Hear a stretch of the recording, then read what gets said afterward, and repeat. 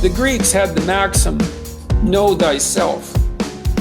How do we come to know ourselves in terms of our personalities and, more importantly, potential? Well, one of the first ways to come to know yourself is to understand that you don't.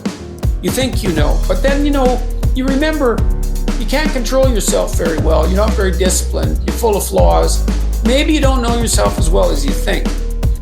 Now, there's an upside to that too, which also is that you're also ignorant about who you could be.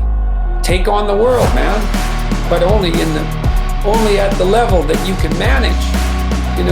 When you're ignorant and biased and deeply flawed and immature, it's where everyone starts. You don't want to bite off more than you can chew, but it doesn't mean that you can't wrestle with the part of reality.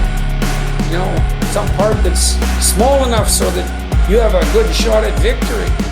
And to put yourself together, this first step towards that is to allow yourself to be a fool, right?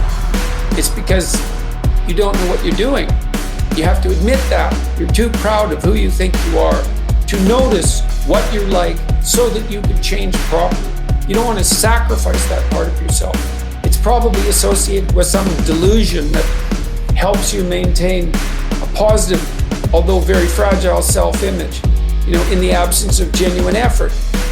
You know yourself by watching and paying attention. It's watching like you're a snake.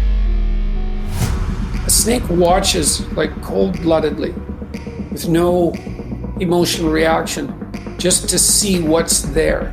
It doesn't allow what is wanted or desired to interfere with what is observed. So you watch yourself like that, as if you don't know who you are. Well, that's the beginning. And then you challenge yourself continually to see how far past yesterday you can push today and tomorrow. And the more it's accompanied by truth in speech and action, the more you will develop your potential. And you also, I suppose, have to be willing to undertake that as an adventure, because it's a hell of a thing to bear that kind of responsibility. It takes a person out of the ordinary. It takes them out of themselves.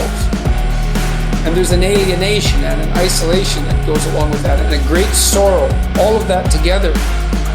But there's deep meaning to be had in it, and there isn't anything better that you can do.